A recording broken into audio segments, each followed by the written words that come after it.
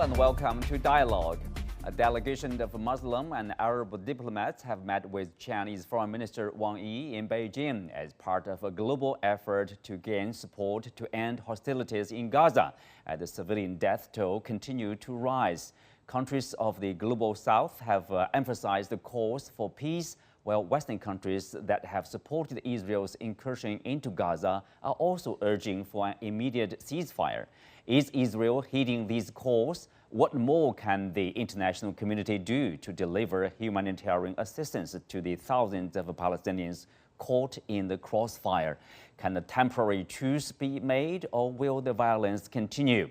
To help us answer these questions and more, I'm joined by Peter Pandi, researcher at the Center for Strategic and International Studies in Jakarta, Indonesia, Professor Wang from the Northwest University of China, and Rick Dunham, visiting scholar of Tsinghua University. That's our topic. I'm Xu Qinduo.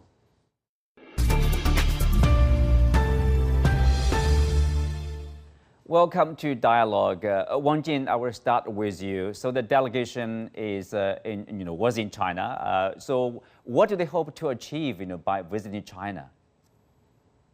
I think the delegation hope to, on the one hand, to contact with China to understand China's stances and China's expectation over the possible pause, or if we call it, use the term pause, of the military conflict between Israelis and the Palestinians in the Gaza Strip, and on the other hand, to hope to get the attention from the international society and facilitate the further cooperation with China, for example, in the United Nations platform and other international platform to facilitate the possible peace future between Israel and the Palestinians.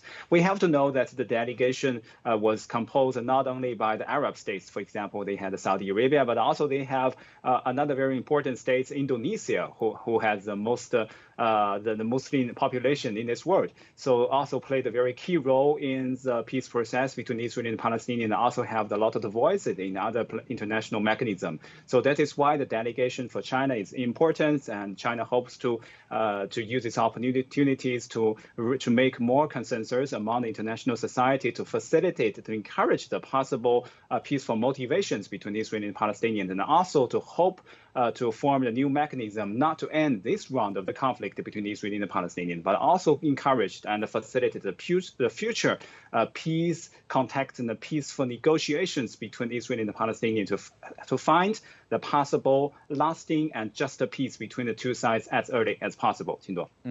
Well, enduring peace there. We have Peter from Indonesia.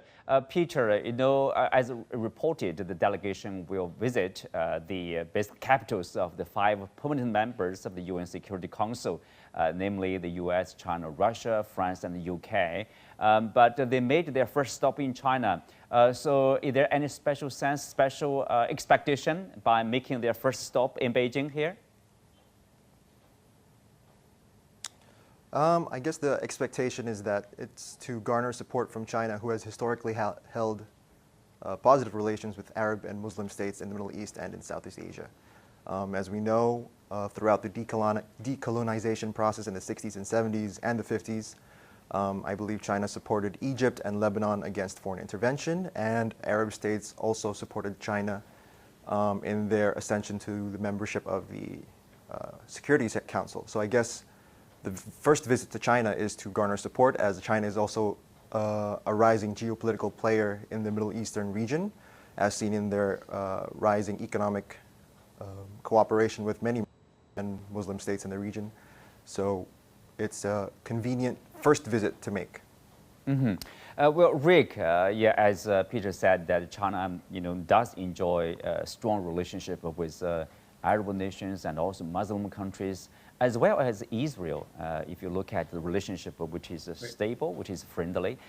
So what kind of a role do you see China could play in resolving this conflict? Well, I think you just pointed out something very significant. China has close ties not only with the nations represented in the delegation coming to Beijing, but also with Iran. And it's very important for a solution to this problem that China works with Iran to make sure that there are not attacks on U.S. forces in the region, and also make sure that Hezbollah does not expand the conflict.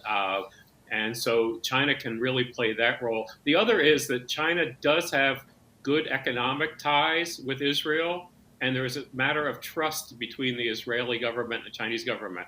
China is pro-Arab. China is pro-Palestine. But China and Israel have a relationship of trust, and Israel believes that China can be an honest broker trying to resolve the situation, and Israel can work through China, can communicate with Arab nations through China, even if it can't communicate directly with them. Mm-hmm. Wang Jin, speak of this honest broker. To be honest, Western nations, they play probably a more important role in terms of influencing the behavior of Israel or the close relationship there. But do you see their attitudes or their policies, have evolving, or if not changing on this, as the violence continues and we see, the casualties, continue to rise there? Yes, I think the attitudes, as you mentioned, of the Western countries over this round of the conflict between Israelis and the Palestinians actually on the transformation.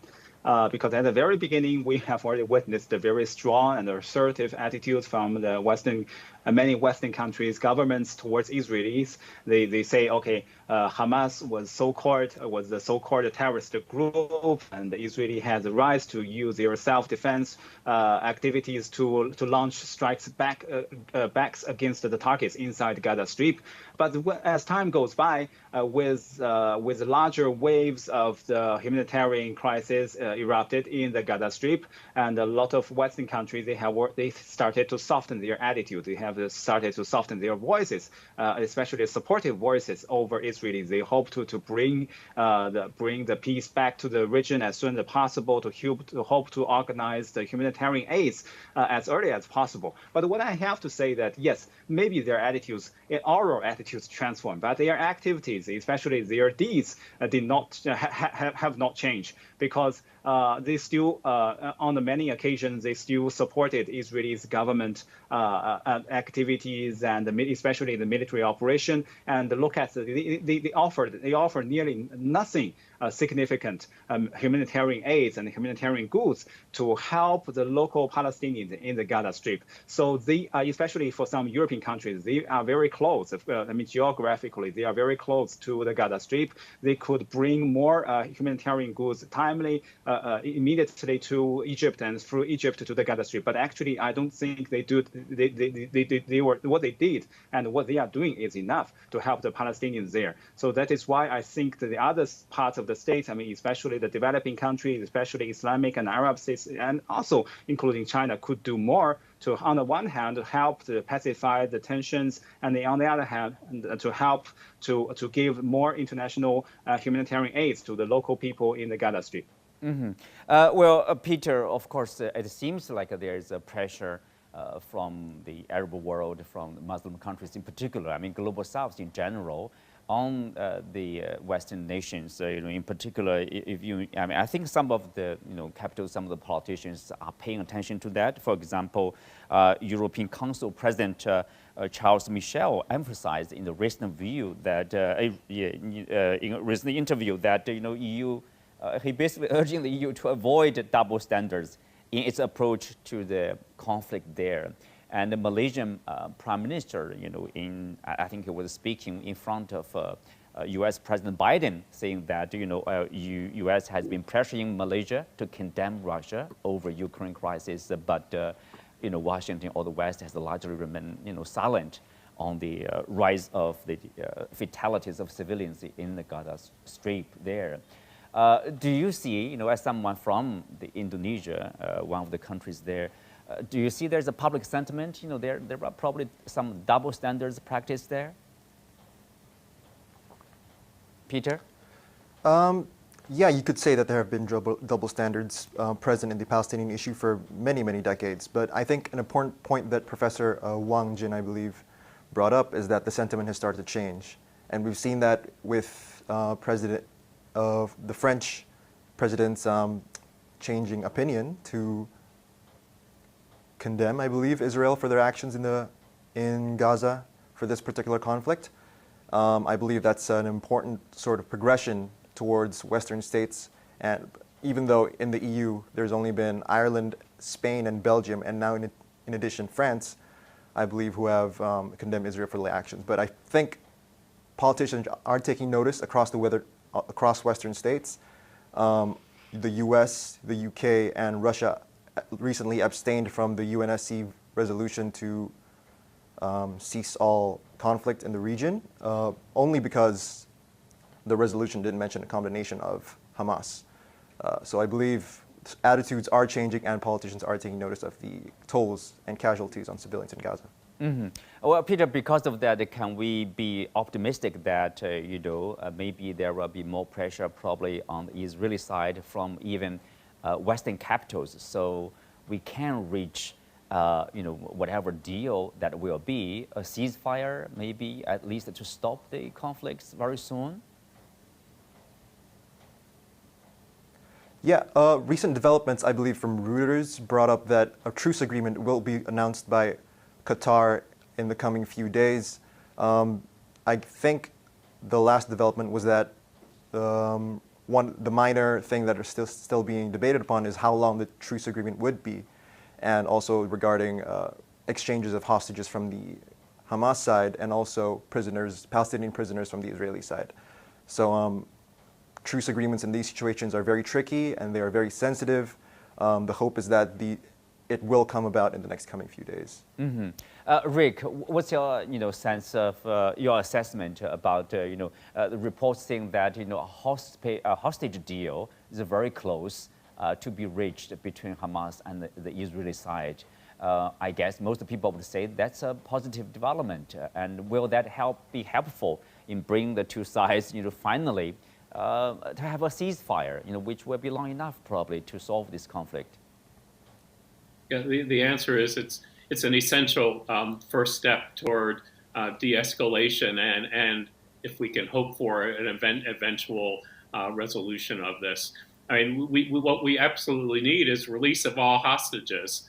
We also need an end to killing of innocent civilians. We need an end to firefights inside of hospitals. And the first step would be to have a prisoner swap as such. The hostages, who have no reason to they were innocent to begin with, need to be released, and as many as possible.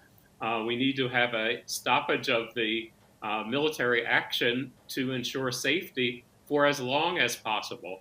And I think that is the only reason that we haven't had an announcement of a deal, that the United States and Qatar are trying to get as many hostages released and a ceasefire or a pause for as long as possible. But I do think this is absolutely essential, and I think having followed what's happening in Washington every day, there is great political pressure on the administration to do more to protect innocent civilians there.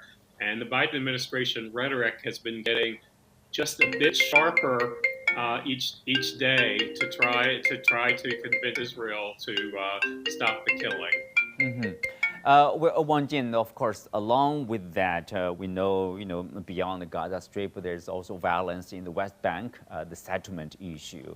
So what do you make sense of that?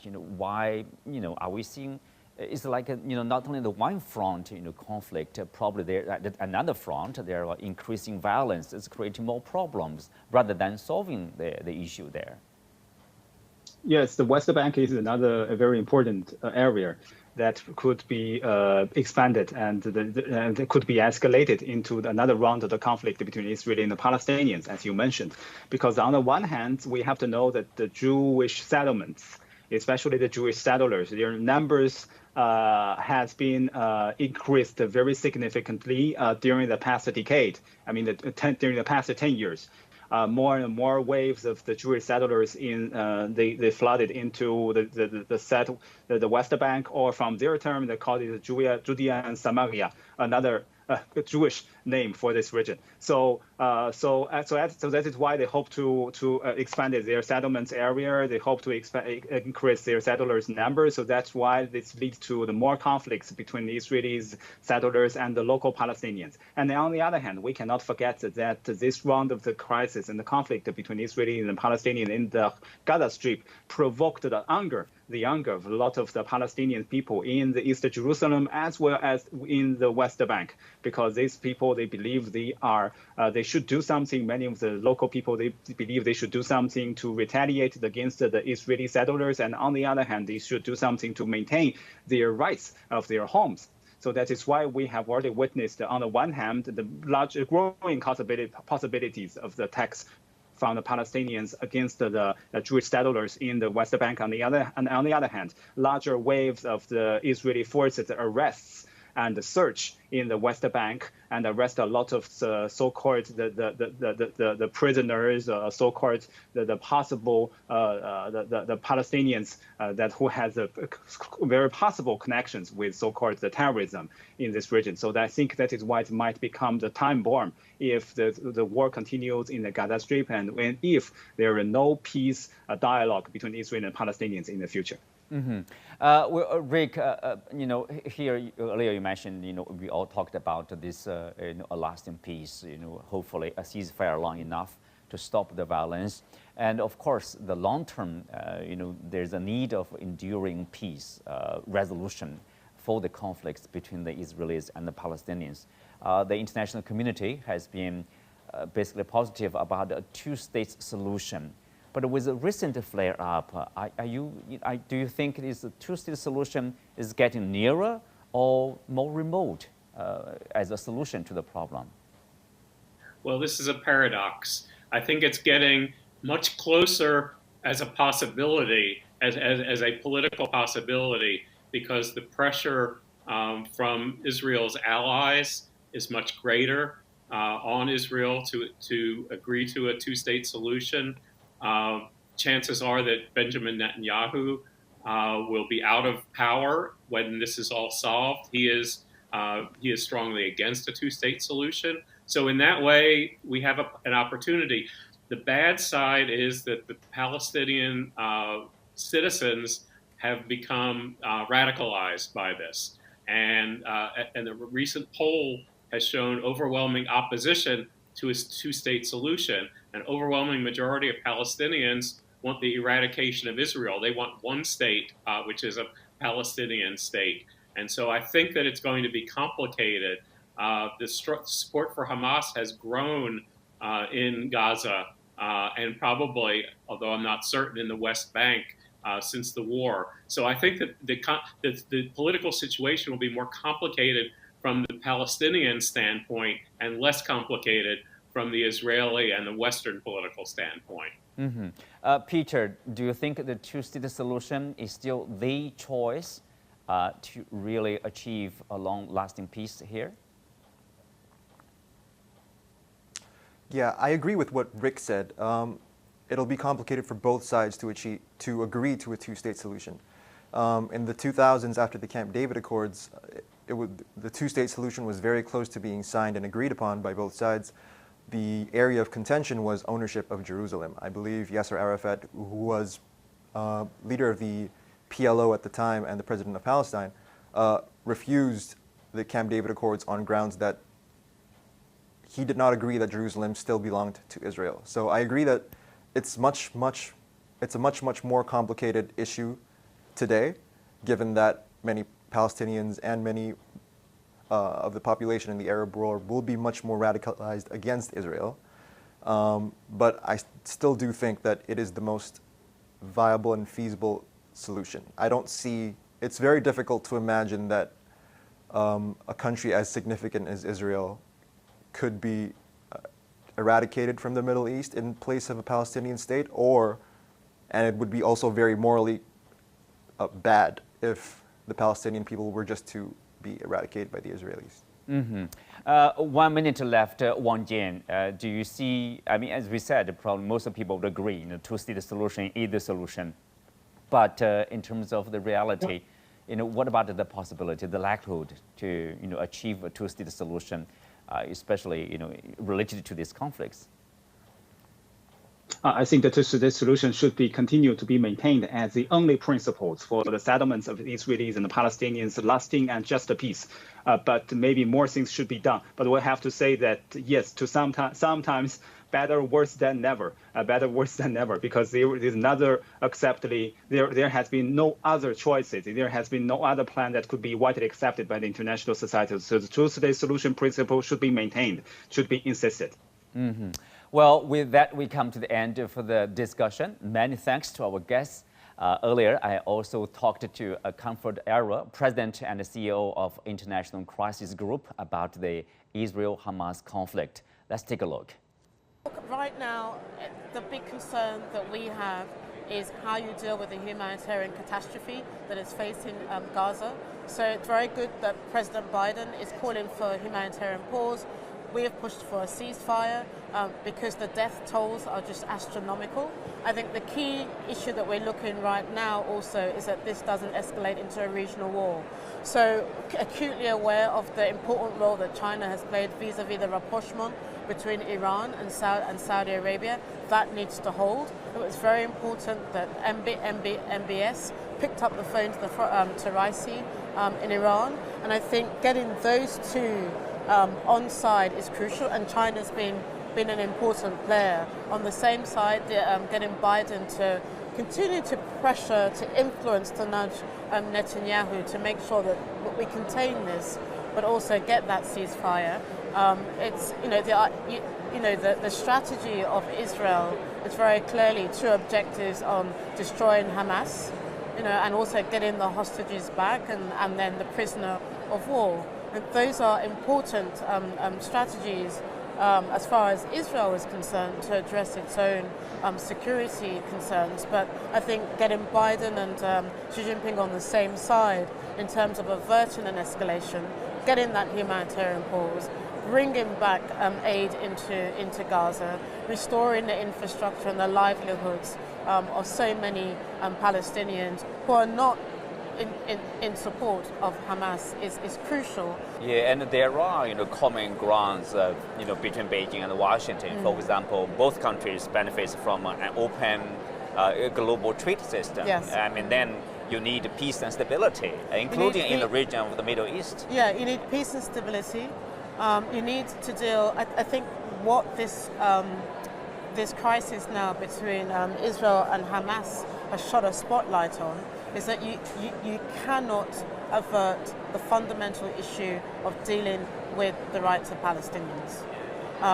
You've got to deal with the sense of security and insecurity that Israel faces, but to get there, the path in which to address that is also to squarely put the future of Palestinians and their aspirations on the table. Now, that's not to justify what happened on the 7th of October. October 7th, yes. That's not to say that Hamas was bombing in the name of that, but I think the context in which this has taken place, 56 years of occupation and 16 years of that also under siege, I think that the dam was going to burst at one moment. But again, that's not to justify what Hamas did, but it's to recognize that bigger context in which this is taking place in as well. Yeah, obviously the U.S. has some influence on Israel, from the only country with some influence on Israel. China can exercise influence on some Iran and its allies, Saudi Arabia. They can, let's say, neither side wants to see a regional war, a spill over, right? Look, if there's one glimmer of sort of significance also in this is that neither the US or Israel nor Iran wants to see this become a regional war. And I would also imagine that's the same for US-China. They're not wanting to see even more regional conflagration that becomes into a global peace and security conundrum. So whatever channels each of these leaders have is really important. And you mentioned specifically Iran. It's really important that there is a door in which China can speak directly to Tehran and use the political agreement between Saudi Arabia and Iran as a basis in which to continue to hold both sides in agreement and to ensure that we are all working towards the same goal, which is that we've got to get, hard to see what that looks like right now, but we've got to get that political process back on track. I say it's hard to think about that right now because the immediate concern is a humanitarian issue. There's immediate concern about restoring Israel's sense of deterrence and security, but you can't deal with that without addressing Palestinian aspirations as well. Yeah, absolutely. There's this sense or perception, in the global South, for example, people would question, when there's a similar, let's say, death or toll happening in Ukraine, the West would say this is genocide, this is an atrocity. But now 10,000 Palestinians were killed, half of them, or majority of them, are children. We are not seeing much strong response from the West.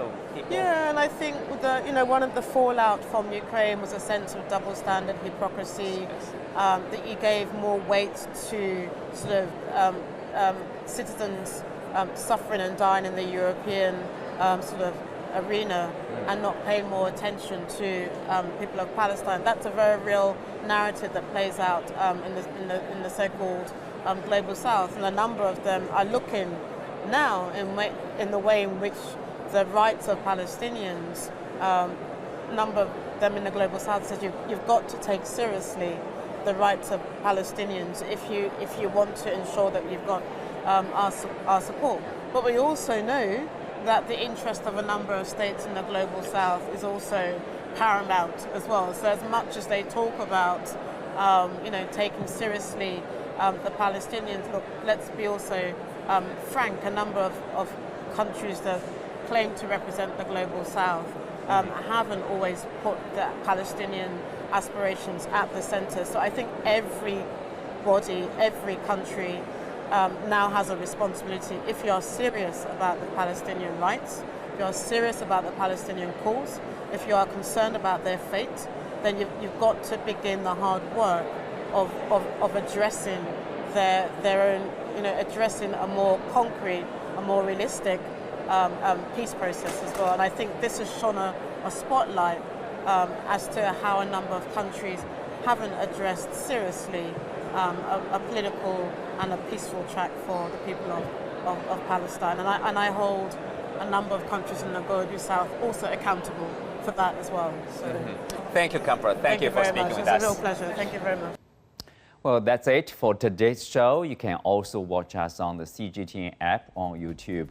Thank you for being with us. I'm Qin Duo. See you next time.